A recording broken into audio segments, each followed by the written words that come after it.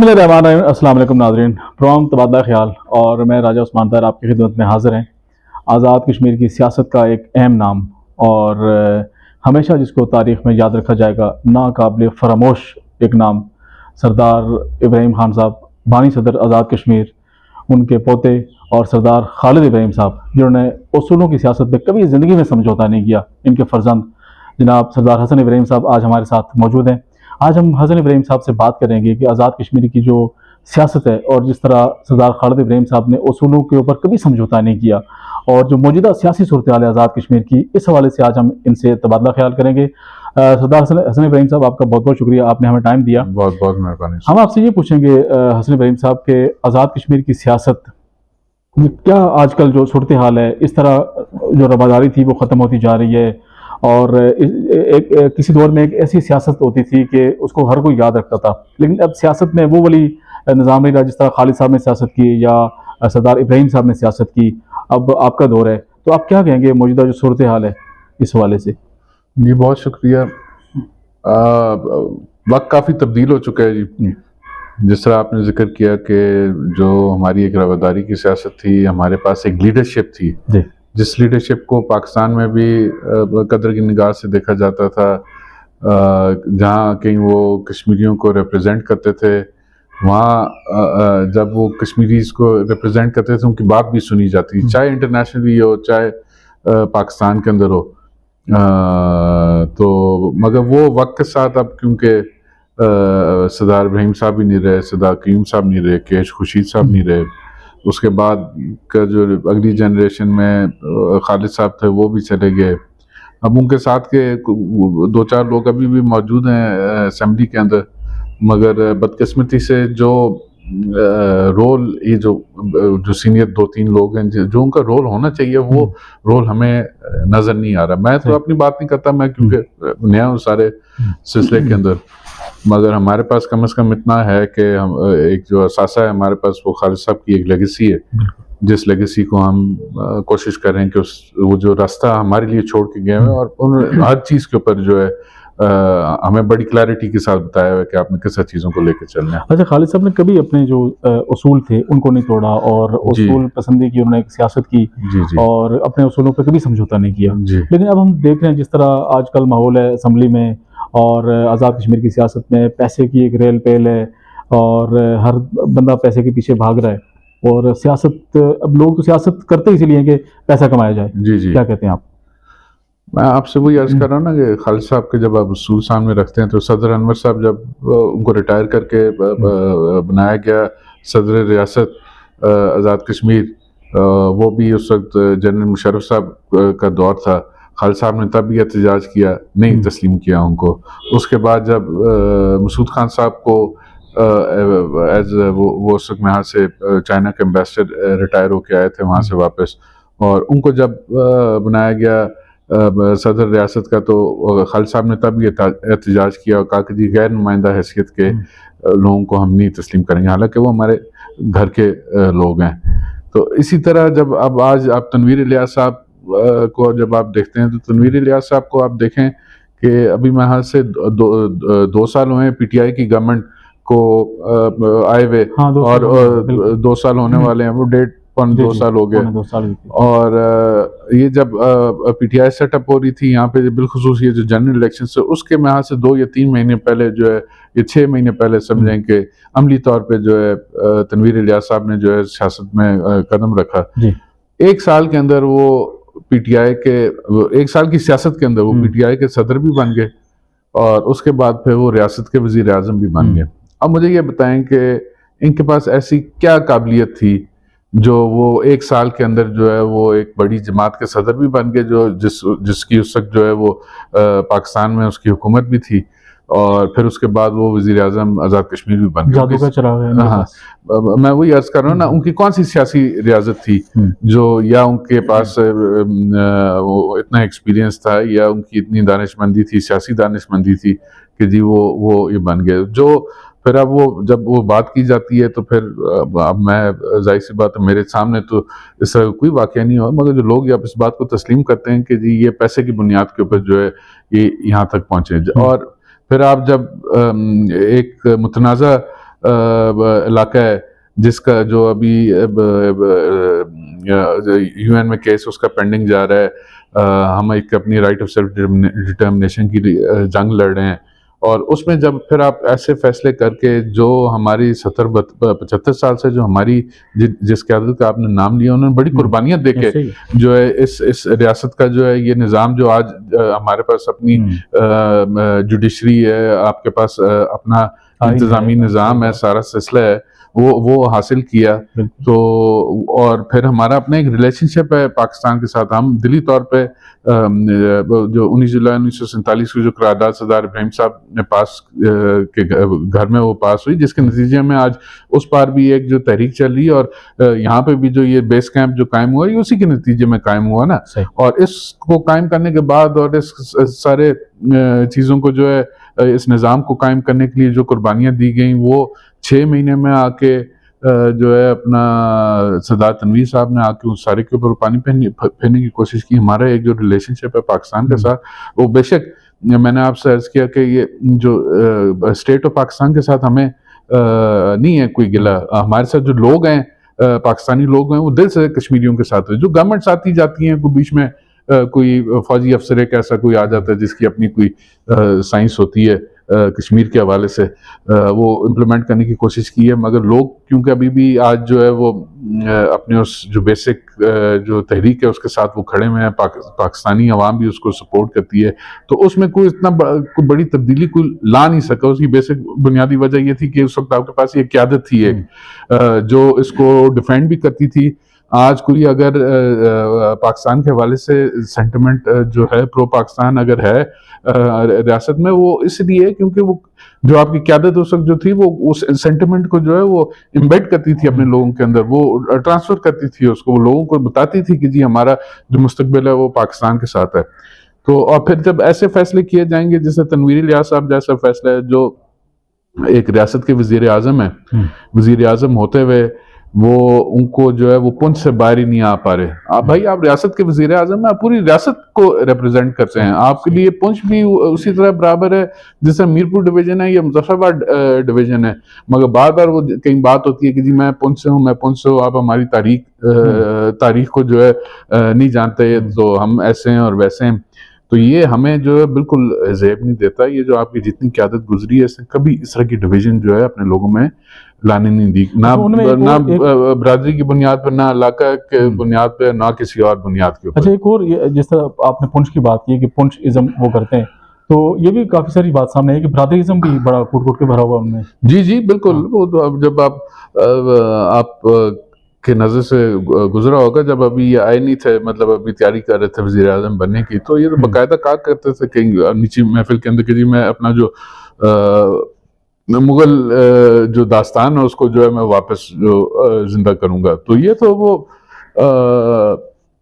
बरादरीज़म बिल्कुल मैं जो है वो हर लेवल के ऊपर जो है वो नज़र भी आती है, और हालांकि इस लेवल के ऊपर उनको ये बरादरीज़म बिल्कुल नहीं करना चाहिए। अच्छा हसन साहब, मेरा आपसे अगला सवाल ये है कि आज़ाद कश्मीर में काफ़ी दिनों से एक अदम एतमाद के हवाले से कोई फ़ज़ा बन रही है, ख़बरें भी चल रही हैं, तो अपोजिशन के लोग क्या सोच रहे हैं, और ये तहरीक अदम एतमाद लाई जा सकती है, किस तरह लाई जा सकती है? और जो फारवर्ड ब्लॉक के हवाले से कुछ बातें चल रही थी, अभी दिन पार्टी चेंज के हवाले से बातें चल रही थी, तो एज ए आप रुकन कानून साज असम्बली हैं, तो क्या कहते हैं आप? देखिए, मैं तो बुनियादी एक बात आपके साथ कर सकता हूँ। जैसा मैंने आपसे अर्ज किया कि हम पहले पीटीआई जब ये नया सेटअप फॉर्म हुआ, तो हमें पीटीआई के मरकज़ ने हमसे रब्ता किया, और उस रब्ते के बाद हमने डिसाइड किया कि जी हम पीटीआई के साथ ट्रेजरी बेंचेस के ऊपर बैठेंगे। और जब हम ट्रेजरी बेंचेस के ऊपर बैठने से पहले जो हमारी इनके सामने शराइत थी, एक तो हमने इनसे कहा था कि जी हम आपकी क़यादत से मिलना चाहते हैं, जिसकी बुनियाद पे उन्होंने हमारी इमरान खान साहब से मुलाकात कराई, और उसमें बेसिक जो हमारी कश्मीर के इशूज़ हैं वो वहाँ पर डिस्कस हुए, जिसमें जुडिशरी का इशू था, फिर ये एडहॉक बिल का इशू था, और जनरली कश्मीर डिस्प्यूट का इशू था, ये चीज़ें उनके साथ डिस्कस हुई। और बाद में जब ये बात हुई तो हमने एक चीज़ बड़े वाज़ेह तरीके से इनको कन्वे की थी कि जी पैसे की बुनियाद के ऊपर हम किसी को वज़ीर आज़म जो है वो तस्लीम नहीं करेंगे। अगर आप इस तरह की किसी लाइन पे, तो उन्होंने उस वक्त हमें यकीन दिलानी कराई कि नहीं जी ऐसा कोई फैसला नहीं करेंगे। और नतीजा ये निकला कि करीम नियाज़ी साहब, जिनकी कोई ना कोई सियासी रियासत थी, पहले भी वो वज़ीर रह चुके थे और एक सिलसिला लेके चले थे, उनको नॉमिनेट किया, हमने उनको तस्लीम किया। और मगर बदकिस्मती से 6-8 महीने के बाद जो है वो फिर फैसला तब्दील हुआ, तनवीर इलियास साहब आ गए। अब जब तनवीर इलियास साहब आए तो हमने जो बुनियादी उनसे बात की हुई थी उस पर खड़े होते हुए हमने इख्तिलाफ किया और हम जाके अपोजिशन बेंचेस में बैठ गए।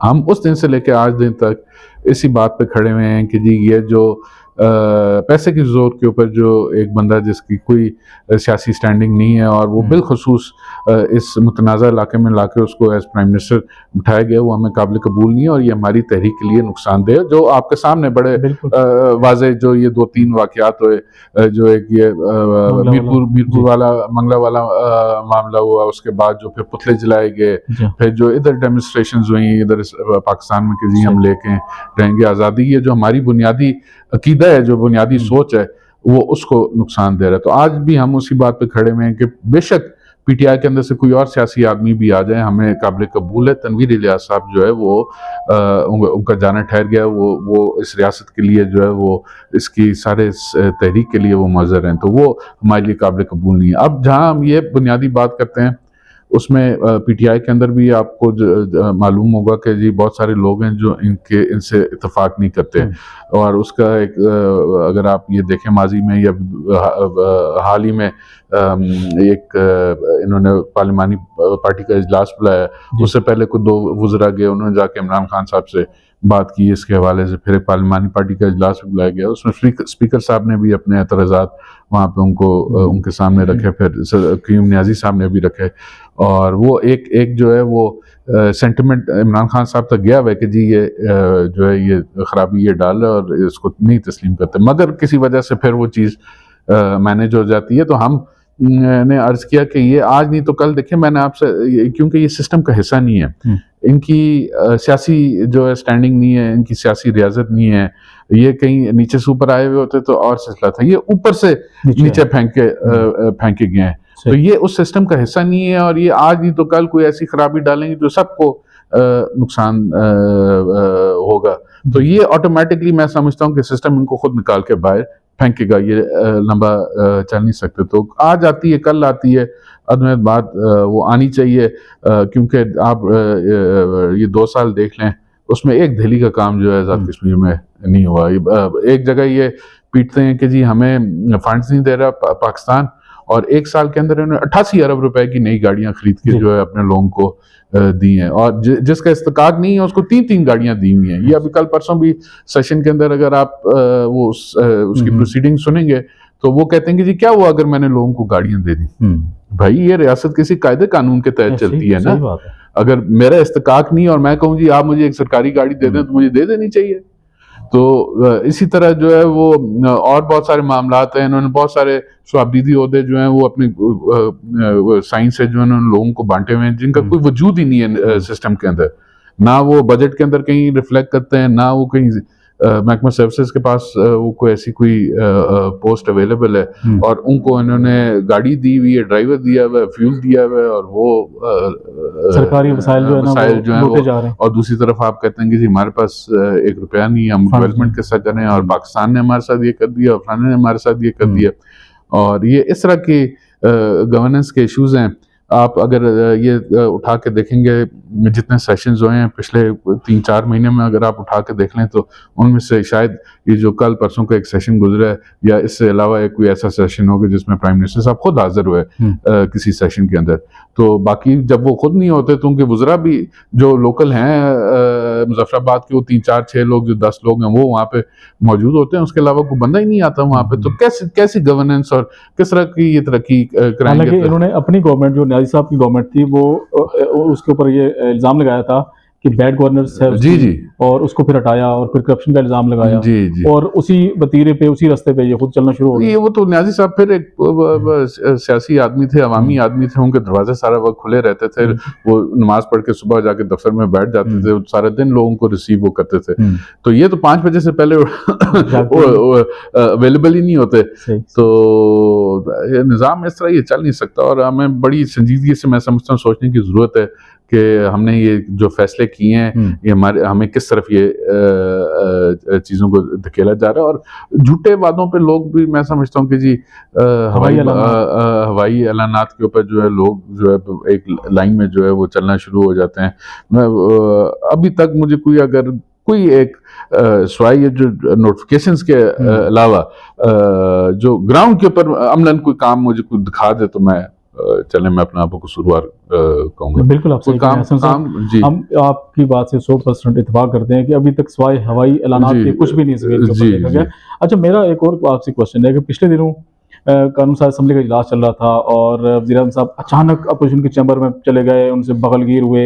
स्पीकर साहब से इनके जो मामलात हैं वो हर बंदे को पता है, उनसे जाके बगलगीर हो गए। फिर जिस तरह अपोजिशन लीडर हैं लतीफ़ अकबर साहब, जो लतीफ़ अकबर, उनको एक तरफ उनकी तज़दीक की गई, फिर उनसे जाके मिले और उसी रात उनके घर जाके उन्होंने खाना भी खाया। तो मतलब ये इनकी कुछ समझ बूझ नहीं आ रही है कि फिर इसके ऊपर ये इन्होंने इन्होंने कहना शुरू कर दिया कि तहरीक-ए-एतमाद के हवाले से और बाकी जो मामलात हैं उसके ऊपर उनको थोड़ा सा ठंडा करने के लिए अपोजिशन चैम्बर में चले गए, उन लोगों से मिले, उनको कहा जी बस थोड़ा सा आप आराम फरमाएं।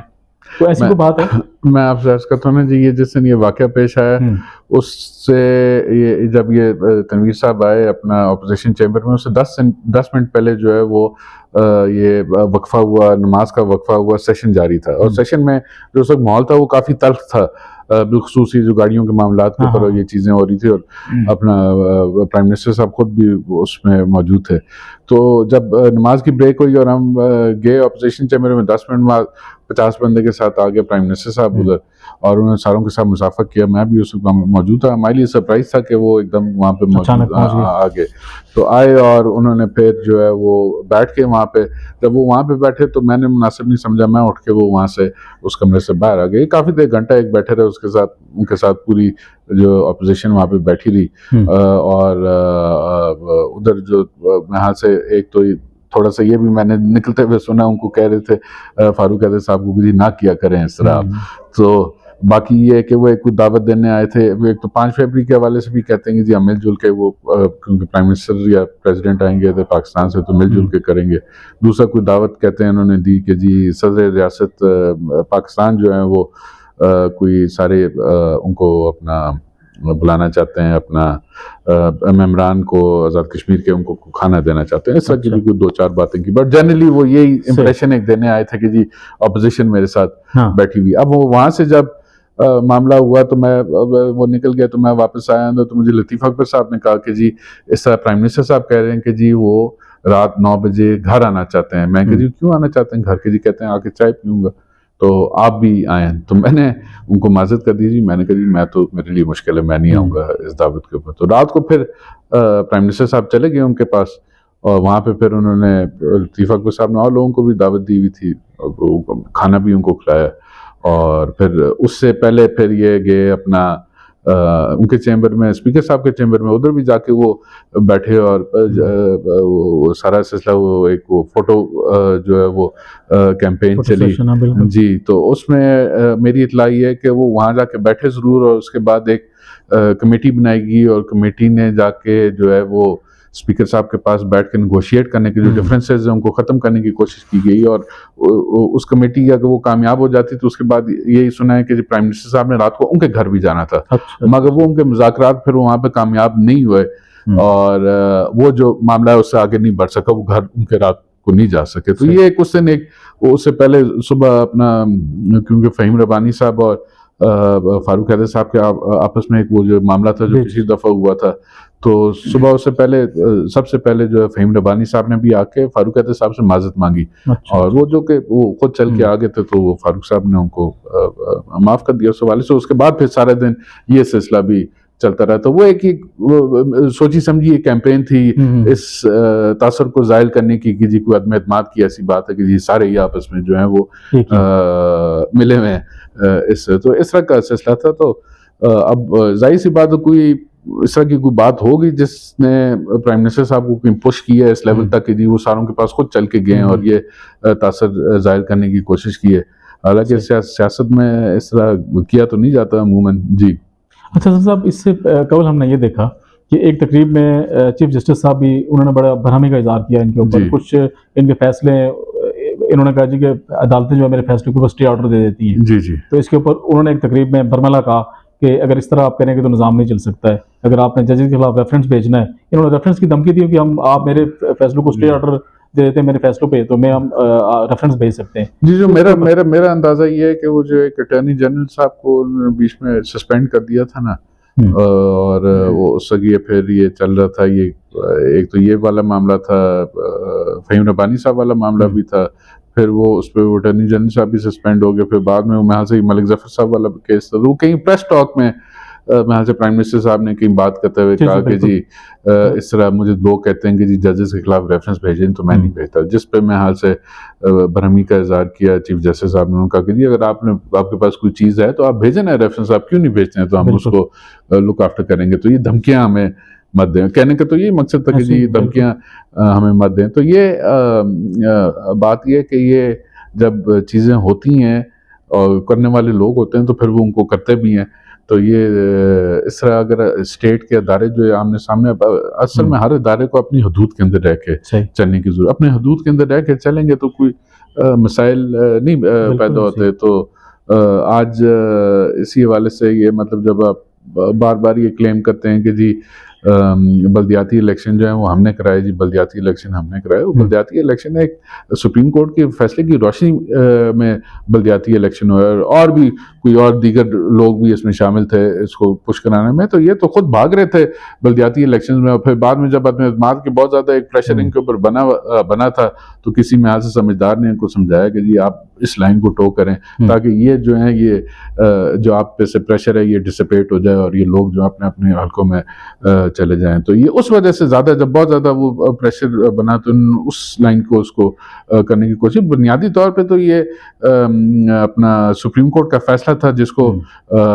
लेके जो जी तो जेकेपीपी को माशाल्लाह जेकेपीपी ने जो आपकी जमात है बड़ा इम्प्रूव किया है बल्दियाती इलेक्शन में भी, तो हमारी भरपूर दुआएं आपके साथ हैं, अल्लाह ताला करे कि मज़ीद इंशाअल्लाह ताला इम्प्रूवमेंट हो। सरदार हसन इब्राहिम साहब आपका बहुत बहुत शुक्रिया, आपने हमें टाइम दिया। नाज़रीन, सरदार हसन इब्राहिम साहब से हमारी बात हुई आज़ाद कश्मीर की मौजूदा जो सियासी सूरत हाल है उस हवाले से। अपना दोस्तों रिश्तेदारों को ख्याल रखिएगा। हसन साहब आपका एक दफ़ा फिर शुक्रिया।